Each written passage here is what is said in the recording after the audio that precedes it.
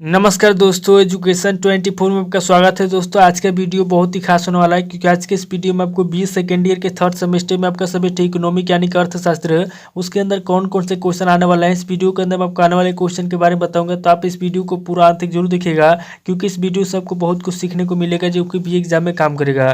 तो आइए देर न करते हुए वीडियो को शुरू करते हैं। और 20 सेकेंड ईयर के थर्ड सेमेस्टर में आपका सब्जेक्ट इकोनॉमिक, उसके अंदर जो भी क्वेश्चन आने वाले हैं उन आने वाले क्वेश्चन के बारे में जानते हैं। दोस्तों आगे बढ़ने से पहले मैं आपको एक बात बता दूं कि इस वीडियो के अंदर मैं आपको लघु उत्तरीय प्रश्न, दीर्घ उत्तरीय प्रश्न, दोनों तरह के प्रश्न के बारे में बताऊंगा।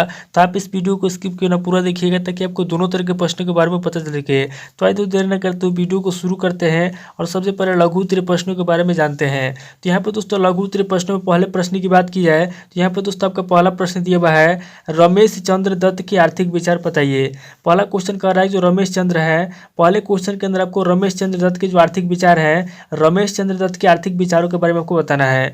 अब दोस्तों अगले क्वेश्चन की बात की तो यहाँ पर दोस्तों आपका दूसरा क्वेश्चन दिया हुआ है, महात्मा गांधी के सर्वोदय संबंधी विचार बताइए।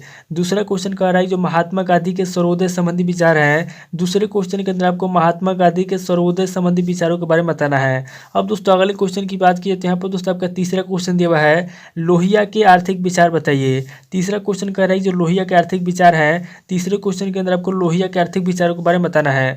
अब दोस्तों अगले क्वेश्चन की बात की तो यहाँ पर दोस्तों आपका चौथा क्वेश्चन दिया हुआ है, पूर्व मेहता के आर्थिक विचार का उल्लेख कीजिए। चौथा क्वेश्चन कराई जो पूर्व मेहता है, पूर्व मेहता के जो आर्थिक विचार है, चौथे क्वेश्चन के अंदर आपको पूर्व मेहता के आर्थिक विचारों का उल्लेख करना है। अब दोस्तों अगले क्वेश्चन की बात की तो यहाँ पर दोस्तों आपका पांचवा क्वेश्चन दिया हुआ है, प्लेटो के श्रम विभाजन संबंधी सिद्धांत का वर्णन कीजिए। यहाँ पर दोस्तों पांचवें क्वेश्चन कह रहा है जो प्लेटो है, प्लेटो के जो श्रम विभाजन संबंधी सिद्धांत है, पांचवें क्वेश्चन के अंदर आपको प्लेटो के श्रम विभाजन संबंधी सिद्धांत का वर्णन करना है। अब दोस्तों अगले क्वेश्चन की बात की तो यहाँ पर दोस्तों आपका छठा क्वेश्चन दिया हुआ है, और अरस्तु के आर्थिक विचार बताइए। यानी कि छठा क्वेश्चन कह रहा है जो अरस्तु के आर्थिक विचार हैं, छठे क्वेश्चन के अंदर आपको अरस्तु के आर्थिक विचारों के बारे में बताना है। अब दोस्तों अगले क्वेश्चन की बात की जाए तो यहाँ पर दोस्तों आपका सातवां क्वेश्चन दिया हुआ है, प्राकृतिक व्यवस्था के सिद्धांत की महत्ता का उल्लेख कीजिए। सातवां क्वेश्चन कह रहा है जो प्राकृतिक व्यवस्था के सिद्धांत की महत्ता है, सातवें क्वेश्चन के अंदर आपको प्राकृतिक व्यवस्था के सिद्धांत की महत्ता का उल्लेख करना है। अब दोस्तों अगले क्वेश्चन की बात की तो यहाँ पर दोस्तों आपका आठवां क्वेश्चन दिया हुआ है, पार्टी के प्राकृतिक समता सिद्धांत का उल्लेख कीजिए। यहाँ पर दोस्तों आठवां क्वेश्चन कह रहा है जो पार्टी है, पार्टी की जो प्राकृतिक समता सिद्धांत है, आठवें क्वेश्चन के अंदर आपको पार्टी के प्राकृतिक समता सिद्धांत का उल्लेख करना है। अब दोस्तों अगले क्वेश्चन की बात की तो यहाँ पर दोस्तों आपका नौवां क्वेश्चन दिया हुआ है, सर ह्यूम के आर्थिक विचार बताइए।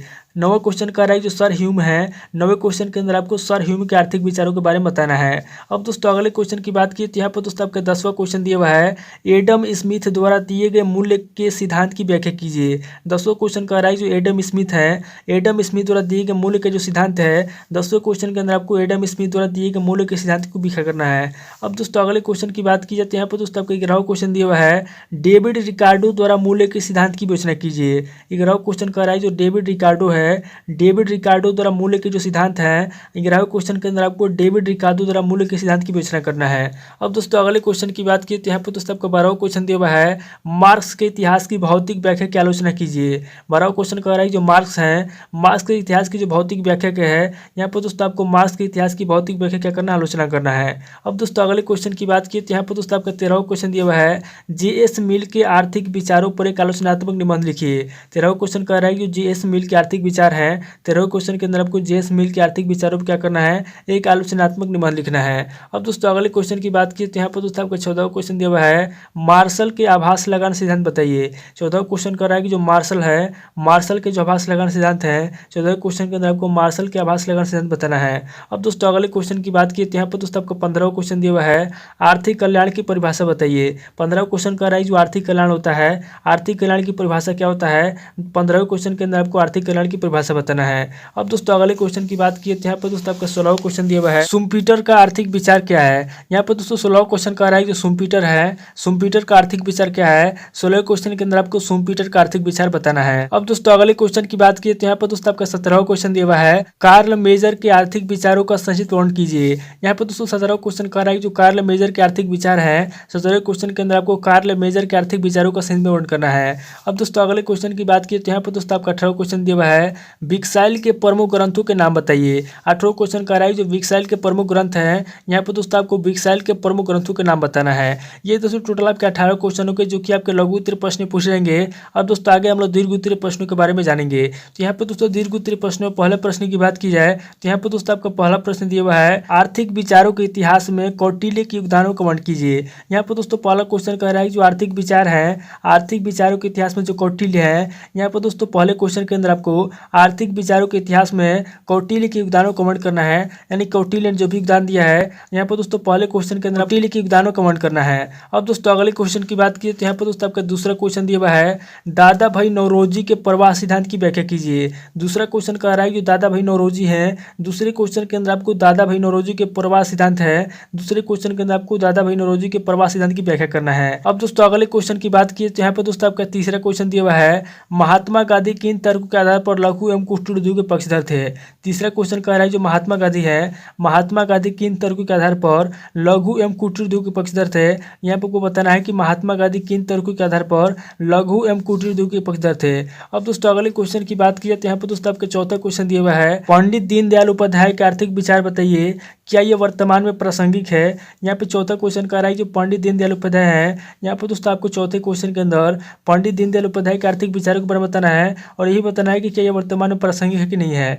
अब दोस्तों अगले क्वेश्चन की बात की तो यहाँ पर दोस्तों आपका पांचवा क्वेश्चन दिया हुआ है, भारतीय आर्थिक विकास में अमर्त्य कुमार सेन के मुख्य योगदान बताइए। पांचवा क्वेश्चन कह रहा है जो भारतीय आर्थिक विकास है, भारतीय आर्थिक विकास में अमर्त्य कुमार सेन के क्या योगदान है। पांचवें क्वेश्चन के अंदर आपको भारतीय आर्थिक विकास में अमर्त्य कुमार सेन के मुख्य योगदानों के बारे में बताना है। अब दोस्तों अगले क्वेश्चन की बात की तो यहाँ पर दोस्तों आपका छठा क्वेश्चन दिया हुआ है, अरस्तु के आर्थिक विचारों की समीक्षा कीजिए। छठा क्वेश्चन कह रहा है जो अरस्तु के आर्थिक विचार हैं, छठे क्वेश्चन के अंदर आपको अरस्तु के आर्थिक विचारों की समीक्षा करना है।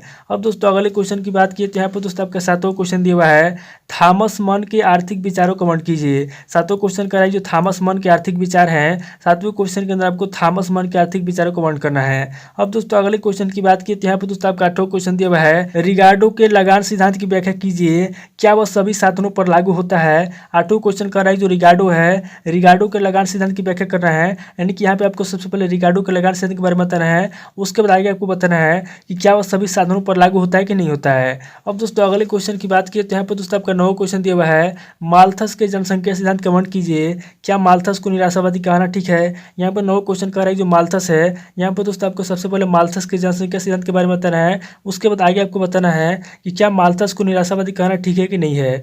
अब दोस्तों अगले क्वेश्चन की बात की तो यहाँ पर दोस्तों आपका 10वां क्वेश्चन दिया हुआ है, लियो वाल्रस के आर्थिक विचारों का वर्णन कीजिए। 10वां क्वेश्चन कर रहा है जो लियो वाल्रस है, यहाँ पर दोस्तों आपको 10वें क्वेश्चन के अंदर लियो वाल्रस के आर्थिक विचारों का क्या करना वर्णन करना है। ये दोस्तों टोटल आपके 10 क्वेश्चन हो गए जो कि आपके दीर्घ उत्तरीय प्रश्न पूछेंगे। तो दोस्तों इस वीडियो के अंदर मैंने आपको लघु उत्तरीय प्रश्न और दीर्घ उत्तरीय प्रश्न दोनों तरह के प्रश्नों के बारे में बता दिया। आप इन दोनों तरह के प्रश्नों को नोट कर लीजिए और किसी किताब से मिला करके याद कर लीजिए। दोस्तों आज इस वीडियो को वहीं पे स्किप करता हूँ, मिलता है आपसे नेक्स्ट वीडियो में। अगर आपको वीडियो अच्छा लगा तो वीडियो को लाइक कीजिए, शेयर कीजिए और कमेंट करके बताइए कि आपको नेक्स्ट वीडियो किस टॉपिक के ऊपर चाहिए। थैंक यू दोस्तों।